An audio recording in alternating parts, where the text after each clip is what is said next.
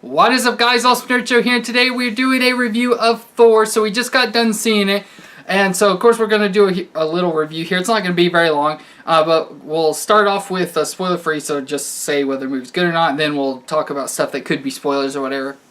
So first off, to start out, overall, should you see the movie? I'd probably say so. I know all the past two Thors haven't been the best movies. I've enjoyed them. At least I like the whole Valhalla or Asgard is what I meant to say. Scene stuff, but the whole like Earth stuff is kind of boring.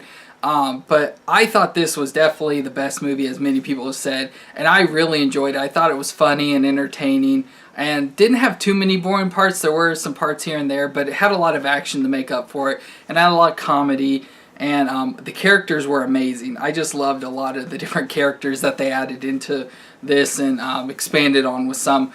But I thought it was overall really good. Like, is it the best movie ever? No, of course not. I don't think any of the Marvel movies are the best movies ever, but they are pretty good, or really good, whatever you want to call it.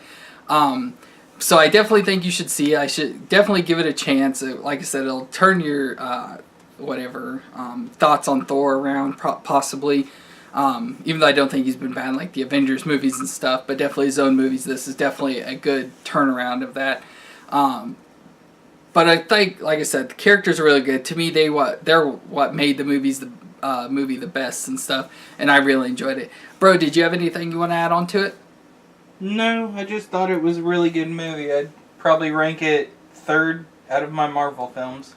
So I don't know, like, ratings-wise and stuff, I'd probably say out of a 10, I'd probably say like a 7 or 8, somewhere around in there. Like I said, it's not the best movie ever, but it is still in the higher groupings or whatever of really good movies. So that's going to be kind of like for the spoiler-free type stuff, and now here we'll talk about more in-depth stuff. Again, it's not going to be very long, but I want to start out first, I guess we'll start with the story. So we have of course, Thor starting off with Surtur, I don't know exactly how to say its name, but supposedly he's the guy that is going to cause Ragnarok, so the whole destruction of, I keep wanting to say Valhalla, of Asgard, which is a old classic like story, a mythical story, of course, with Norse mythology and everything. So wondered how that was going to play, and if it was going to be that, or if Ragnarok was going to be an actual character or not when they first announced it. Wasn't sure, but they did go with the person's causing Ragnarok, which is a complete like doomsday destruction type thing or whatever.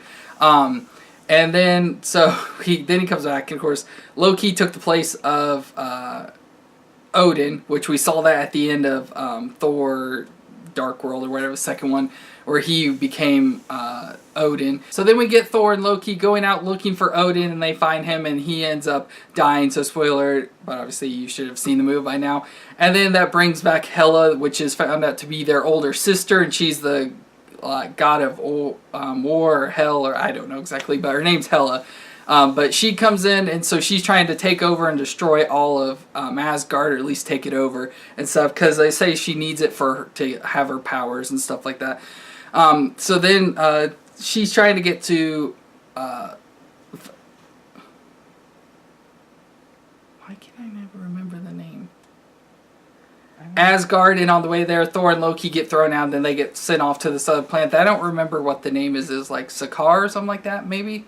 Yeah, it's Sakaar. Yeah, say it's like a trash planet or whatever, and there they get caught or whatever, captured, or Thor does at least, captured by what becomes Valkyrie, or at least she's a Valkyrie from Asgard, but I believe that's what she goes by. And then then Thor gets taken to the Grandmaster, and of course, who's played by Jeff Goldblum, which was the first character that I absolutely loved out of the movie. I thought his character was hilarious, and the way he played it was just amazing to me. So he was the first character that really drew my attention in the movie and stuff. And then, of course, from there, as you saw in the trailer and stuff, he gets put in the arena to fight Hulk, and so he meets Hulk there, and Hulk's the second character. I love what they do with this Hulk. I like the way that they make him act and talk, and I just love the way they have Mark Ruffalo doing the Hulk in this. And so then they decide to form a little group. They call them the Revengers, as one comment, which is Thor, Loki, Valkyrie, and Hulk. And so they try to escape, and then they eventually do.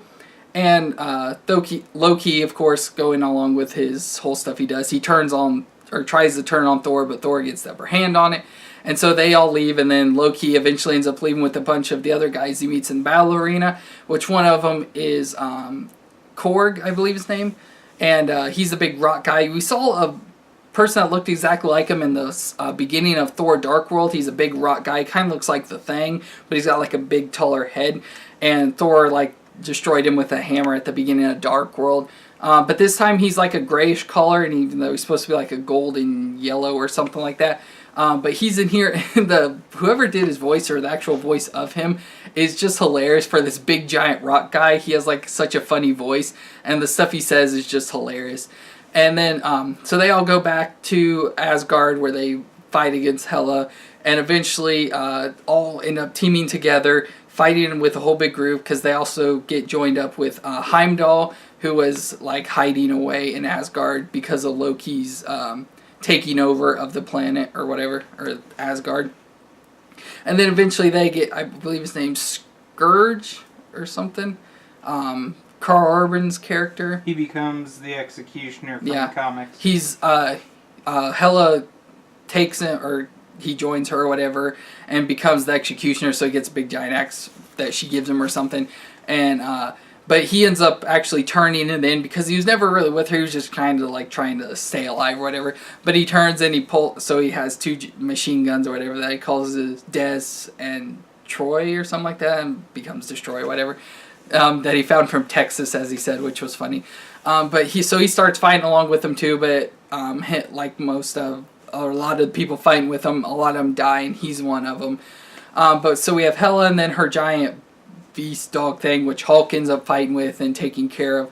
And so they end up fighting enough with her to overpower. And of course, Thor gets his God of Thunder powers or whatever, where he has the power of lightning since he loses Mjolnir or whatever the heck is Thor, or his hammer is named after, or named or whatever. Since he loses that, he has the power of lightning or whatever and stuff, so he's able to like thunderbolt a bunch of stuff or whatever.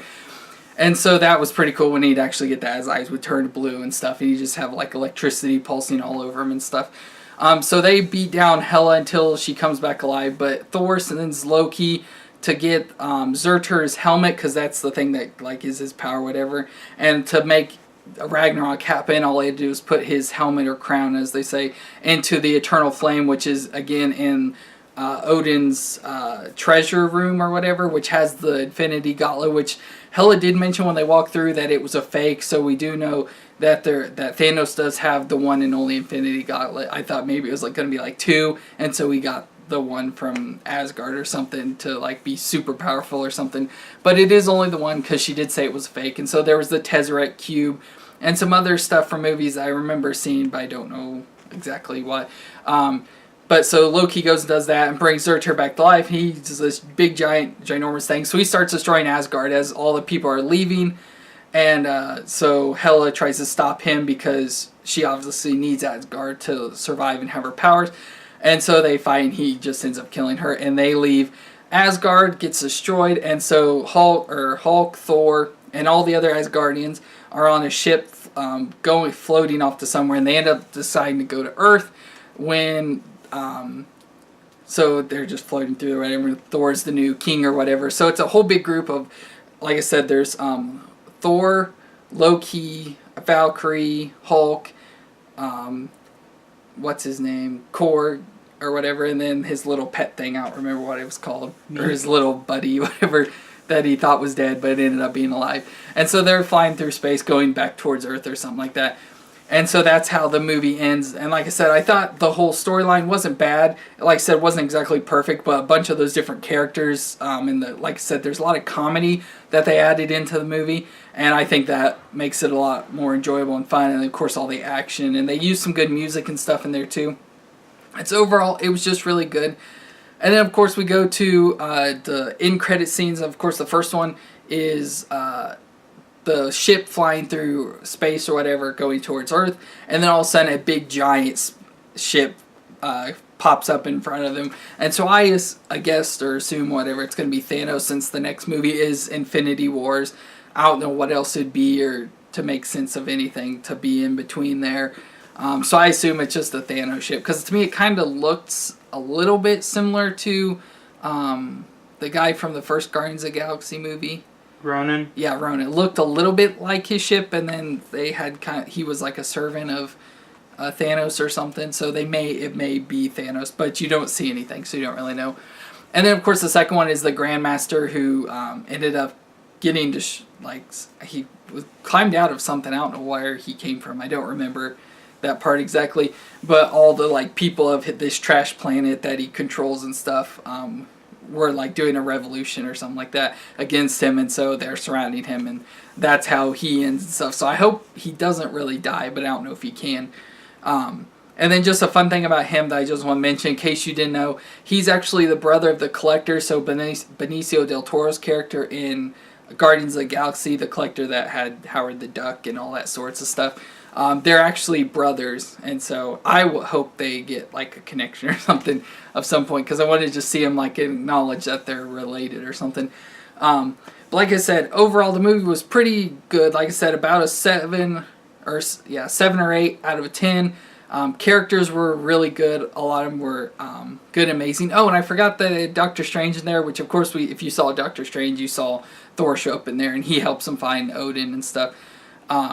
There or here on Earth and everything, and so I like the whole Doctor Strange add into that.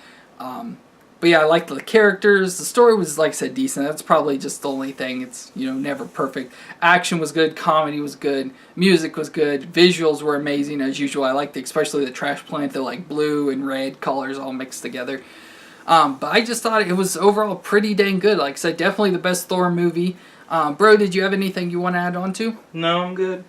So yeah, I definitely say this is a movie you need to see at some point, whether you go see it in theaters or not, it doesn't matter. There's not really anything that could be a big major spoiler or anything.